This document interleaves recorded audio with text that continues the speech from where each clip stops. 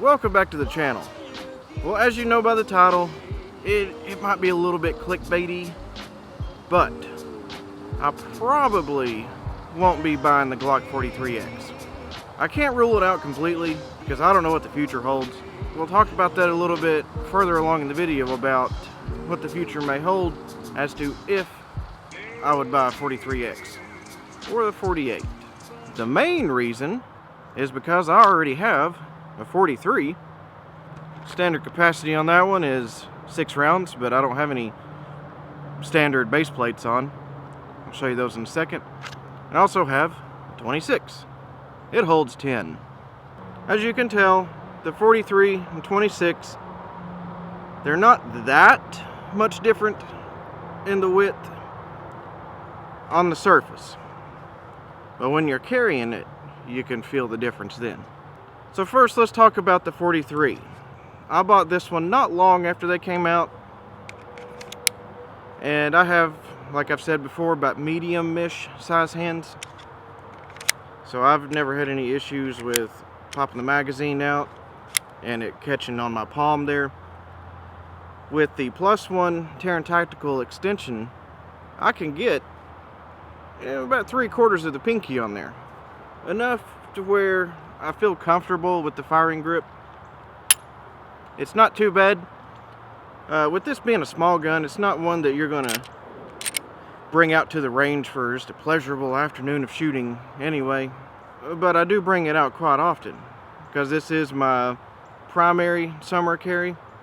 It's perfect for that, fits the role that I need it to splendidly. So I do shoot this quite a bit, and I've got well over probably about 2,000 rounds through it at this point, and I don't recall that I've ever had a malfunction with it. Now, as far as the magazines, that's one of the big selling points of the 43X. And if I lived in a state where you had 10 round capacity max, then I may consider one more strongly. But with the 43, I have standard 6 round magazine plus 3. This one will hold 9, and then one in the chamber, bringing it up to 10. It's only 1 round less than a stock 43X. In my mind, it's okay. I also have the +2. So 6 plus 2, you got 8 in this one. And then the +1, this is the one that stays in the gun if I'm carrying it. These are backups. I'll carry one or the other, sometimes both. I'm thinking about getting another 43 mag with another +3 base pad. And with these base pads, the +1 uses the stock spring.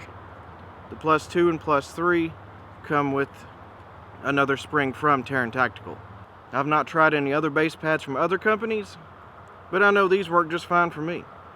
A lot of those rounds that I've put through this gun have been with the +2 and +3, because I wanted to make sure that with that extra base pad on there, the other spring, non-factory spring, I want to make sure these work. So I've tried them with hollow points and full metal jacket.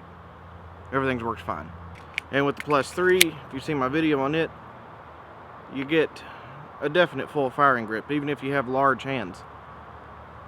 The only downside is the hump back here, which you don't get that hump right there on the 43X. Not a big deal in my opinion. Shoots just fine. And with this being a backup mag anyway, it's not going to be what's primarily in the gun. And also, I have the 26.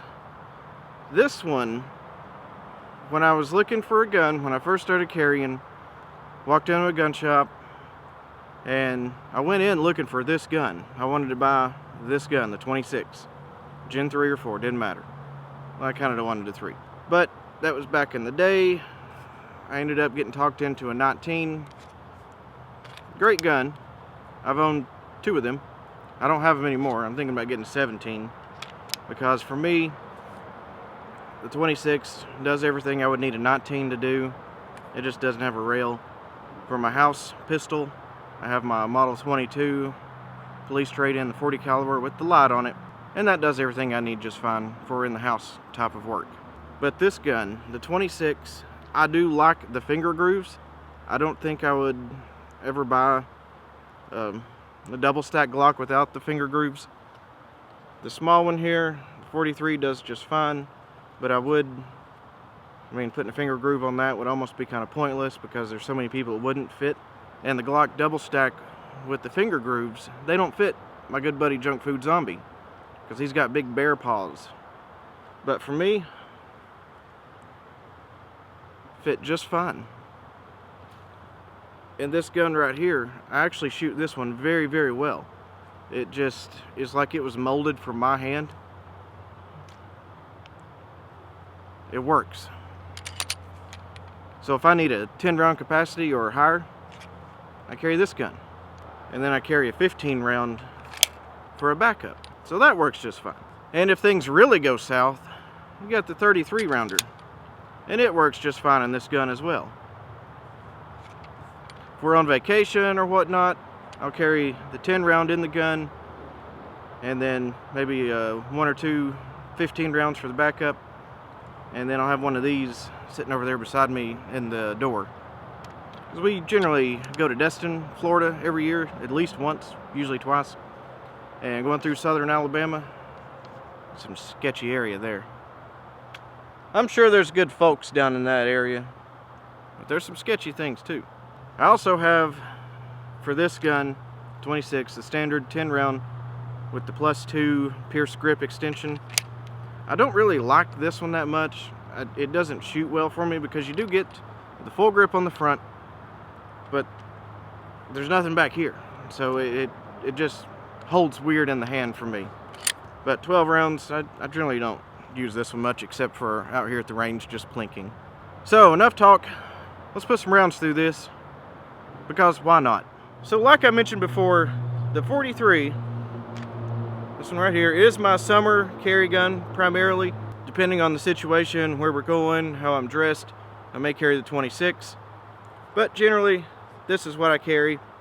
It just fits perfectly, I shoot it well, and it just disappears in whatever I'm wearing.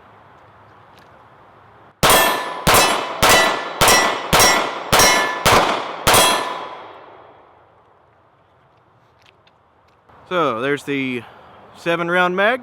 Here's the 9 round. Works just fine.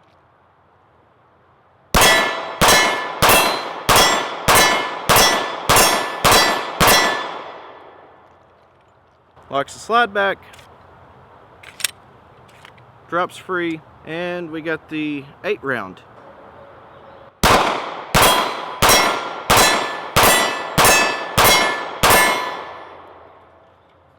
And drops free as well.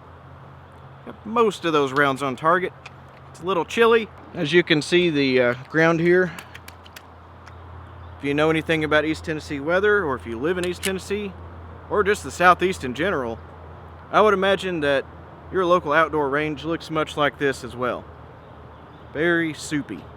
And it's been like this for like 2 months. And for this range in particular, there's a creek right back here. So it doesn't drain very well. Let's grab the 26. So with this one, as compared to the 43 that I just had on, like I showed you in the beginning, there's not that much difference in the width of both guns on paper, but when you're carrying it, you can definitely feel it. This does feel more like a fighting pistol, I guess you could say, and that one has more of that pocket pistol feel. But they're both great guns, both very shootable. And I do have XS big dots on both of them. Big fan of those sights.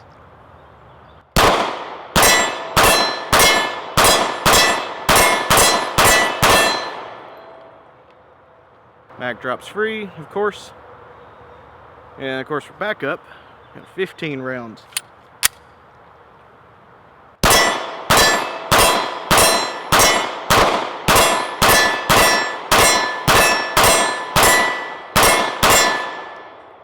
So nothing personal against Glock at all. You all know I'm a big fan of Glock. I have the Glock 22, Glock 26, the 43. I think that's it for right now. I had a 19. And I have more in the future that I plan to get. Specifically either a 29 or a 20. Maybe both. The 10mm intrigues me.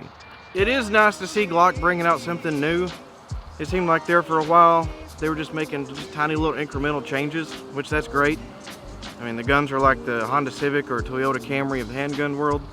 They just tend to work. They're not too flashy, but it is nice to see them bringing out something new. So thanks for watching. Stay tuned for more, because you never know, maybe in a couple years or so, a 43X or 48 might just show up on the channel. Maybe.